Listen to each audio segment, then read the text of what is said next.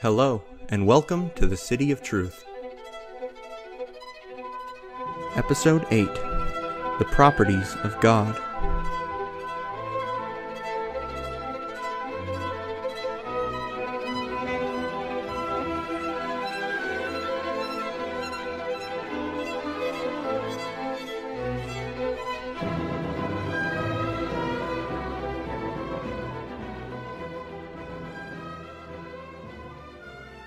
So far, we've spent multiple episodes discussing the existence of God.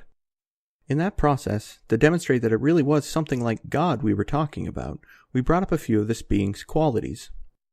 There are additional qualities that we haven't yet considered, and we'll get to that in a moment. But first, let's briefly review the qualities of God that we have already considered. We first concluded that there was a God due to the nature of cause and of potential, as well as the nature of existence.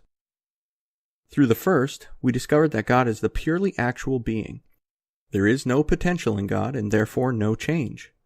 Through the second, we concluded that God has intrinsic existence. Between these two considerations, we were able to deduce quite a bit. Any being that's incapable of change can't be affected by anything and has always existed. God must therefore be immutable, eternal, without limit, non-physical, as physical objects are subject to change. As this purely actual being caused all created things to exist, and actualizes all potentials, it is omnipotent. It must know all forms, so it is omniscient. We'll consider that a bit more. It must have acted of its own accord in creating things, so it has a will. It is present everywhere in virtue of its power, so it is omnipresent. Each of these properties weren't strictly proven. For instance, if anything else happens to be eternal, God's relationship to those things would be different. We could explain why this can't be the case, but it's not important to our big idea. Regardless, we can at least grant that God either possesses these qualities or something very near to them. All of the arguments we have discussed, all the concepts, the whole substance of the principle of causality can really be reduced to one concept, that the greater cannot come from the less. Whatever we find in the universe, whether it be goodness or truth or meaning or existence, all must be reducible to this singular source. All moral goodness reduces to this, as we discussed in episode 7. All knowledge, as in episode 2. All meaning, as in episode 3. All power, as in episode 5. When we take our first principles, those most common sense beliefs of mankind, the principles behind science, we come to this ultimate summit. There is a being, a fixed point, from which all things in the universe come, and to which all things tend. By its nature, it must be the very measure of the concepts of truth, goodness, power, and the like. In this sense, God really is properly called the Supreme Being. The concept of God as the greatest conceivable being is quite useful. We'll dwell on it a bit more later. But for now, let's consider the nature of God, often called the divine essence, in a bit more detail. 8.1. What God is not. We've already discussed why this being, whom we call God, must match the traditional Western view of him. I'm just going to refer to God as a him from now on as well. No, he doesn't have a sex. It's convention. Also, we have established that God is, and can talk about what he is, but we haven't at all touched upon the question of who he is. We haven't talked about this or that religion being true. Our process here is largely one of negation. Changeable things can't be explained except by something unchangeable, so there is something unchangeable. But we don't really have a clue what that means. It's hard to conceive of a being that's totally unchangeable. Really, to be fully accurate, we've been discussing what God is not. He is not subject to time, space, change, limitation, outside forces, or anything at all. We don't know what kind of being that is. We only know what it is not. It's also important to avoid thinking of God in purely human terms. He is not like us. If we end up discussing qualities that he possesses, it is largely or even entirely by analogy. Briefly, there are 3 ways we can apply a descriptor. When we say that Socrates is bright and the sun is bright, we mean 2 very different things. The words bear little relation to each other. Second, we can use it in the exact same manner, like when we say Socrates is bald and Patrick Stewart is bald. Lastly, we can use it as an analogy. When we say that ants are loyal and that a man is loyal, this is clearly not the same thing. But there is some parallel between them. For instance, both will die to protect their home. One is a sort of higher expression of the other. For instance, when we say that God has a will, we don't mean that he's like a human being. What will means in terms of God is infinitely beyond us. By will, we simply mean something that moves itself, that chooses to act, like a person, as opposed to being forced to act, like a stone falling down a hill. But since God is unchangeable, insofar as he wills anything, he must eternally do so. Ideas like that boggle the mind. One other consequence of our earlier arguments, which we haven't covered yet, is that God must be purely simple. How so? Well, anything made of parts needs a unifying principle that binds them. They are, by nature, separate. That's what having parts means. So something must act on them to bind the parts together. But any unifying principle that acts upon God would negate the very qualities that make him God. He is immutable and unchanging. There is no power that acts upon him, not even to unify him. He must be purely simple then, actual, one, pure existence. His essence and existence are identical with one another. This is also true of all the properties that we ascribe to him. He is in reality just one thing, the divine essence. This means that, strictly speaking, it's not true that God is patient, if that were a thing we were to claim about God. What we mean when we call him patient is that this divine essence, this purely simple and singular perfection, infinitely beyond us, bears some real resemblance to what we call patience. We've already granted that God is the source of all moral good, all existence, and all action. Existence and action are a type of good too. We will see in a moment that he is also the source of all ideas. And we've already talked about how he's omnipotent and eternal and so on. He is, in a word, maximally great, as St. Anselm proposed. He is then the origin of all good, and really the metric by which good is measured. It's fair to say that God is good, and possesses every positive perfection to an infinite degree, again, by way of analogy.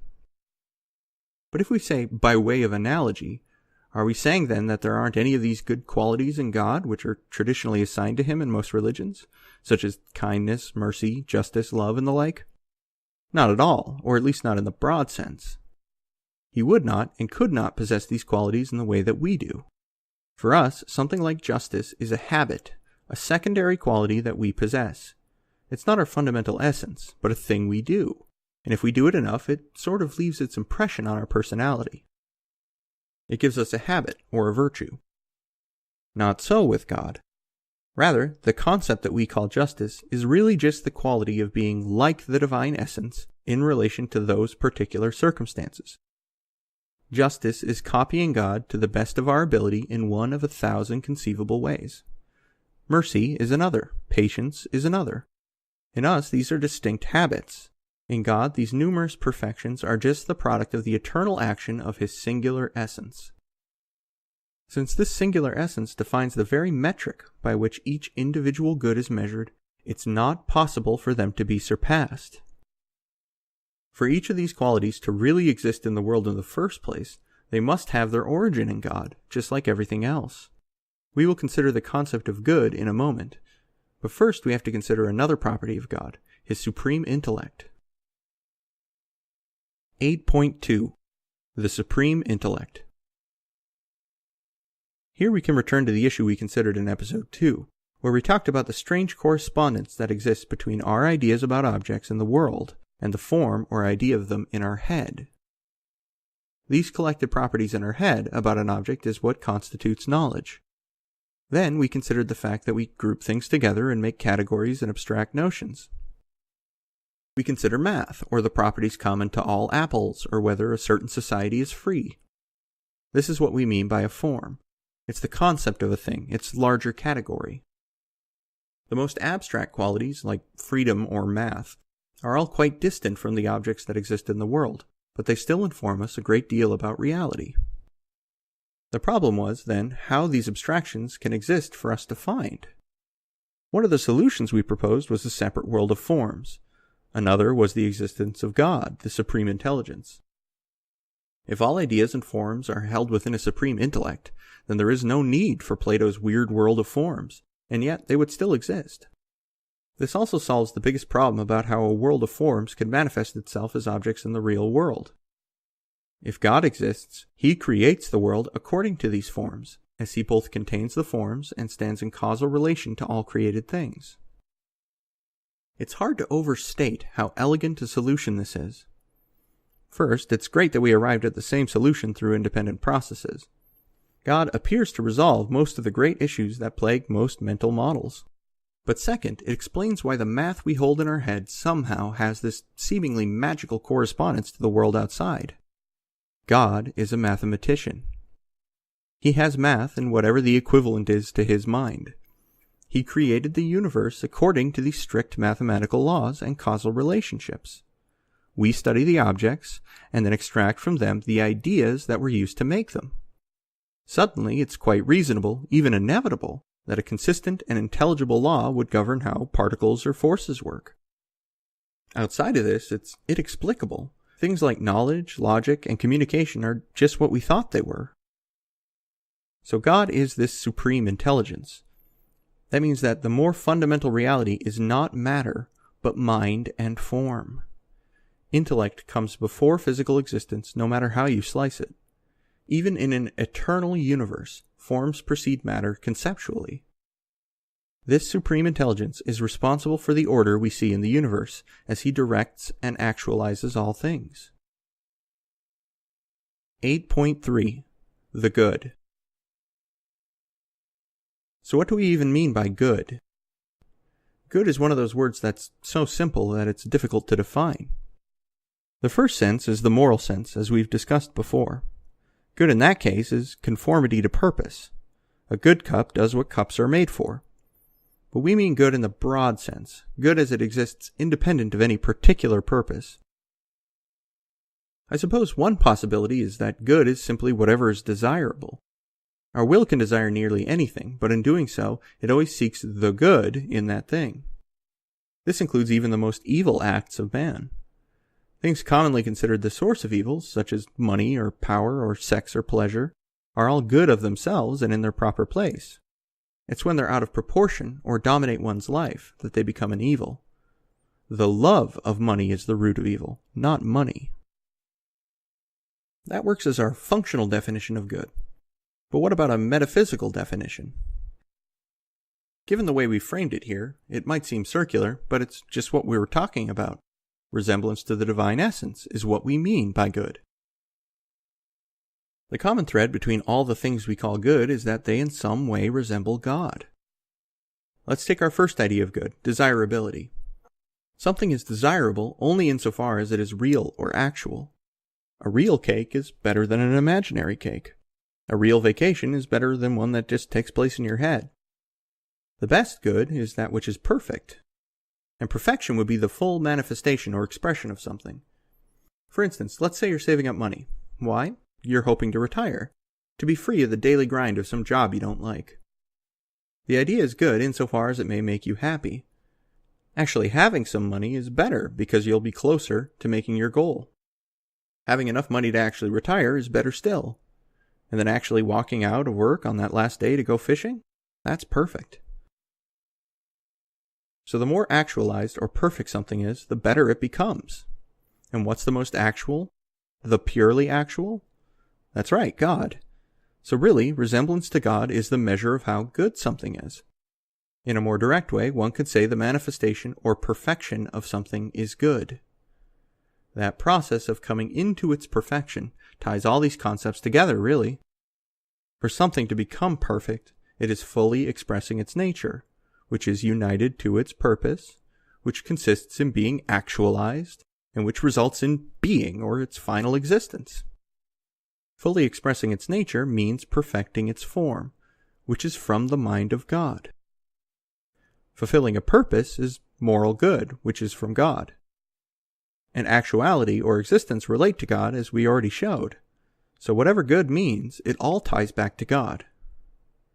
In short, it is fair to say that God is good, and not merely as a quality that He possesses, but as the closest thing to a single term we can find to describe Him. saying that he is good is maybe the one positive feature we can ascribe to him. Whatever good means, it must mean it in reference to God. Our picture of God has gotten more complete over the past few episodes.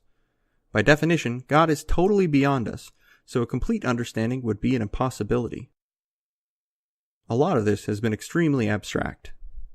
But what we've managed to do is to extrapolate a number of features that God must possess from his relationship to creation. We're probably nearing the limits of what can be known about God through these rational means, at least when it comes to a simple overview like we're doing. Nevertheless, I think it's fair to say that the picture of the divine essence that we have developed is very much in line with the Western religious tradition, and compatible with at least a few religions. Quote, "Concerning the superessential and hidden deity, the science and contemplation of itself in its essential nature is beyond the reach of all created things, as towering superessentially above all. And you will find many of the theologians who have celebrated it not only as invisible and incomprehensible, but also as inscrutable and untraceable, since there is no trace of those who have penetrated to its hidden infinitude. The good, indeed, is not entirely uncommunicated to any single created being, but benignly sheds forth its superessential ray, persistently fixed in itself, by illuminations analogous to each being, and elevates to its permitted contemplation and communion those holy minds who strive after it." Dionysius. We haven't touched upon specific religions yet, but we are going to. Once we have accepted the existence of God, the existence of the immaterial soul, and some of the divine attributes, it is abundantly clear what the next question should be. Who is God? Has he intervened in history? Nothing about his position as creator, or the purely actual being, requires him to intervene in history. In fact, a great deal of what we have seen so far may suggest otherwise. We see that God, in at least most cases, operates by actualizing the nature of created objects. They act in accordance with their nature with such regularity that this is what allows for science, and to assign them consistent natures in the first place. Yet if God exists, this question of who he is and what he does is clearly the most important question in our lives. It must, in a fundamental way, relate to the very purpose of mankind, at least indirectly, and therefore to each of our individual lives. If any of the world religions are correct, then our eternal fate may also hang in the balance. The existence of an immaterial soul at least allows for the very real possibility of life after death. In comparison, our present condition may only be a minor blip, the first puttering steps on an endless journey. We should probably figure out where we're going, if we're going anywhere. Next week, we will take stock of our present model and what we have learned so far. Then we will begin to consider the world's religions one by one, and check them for consistency with our model.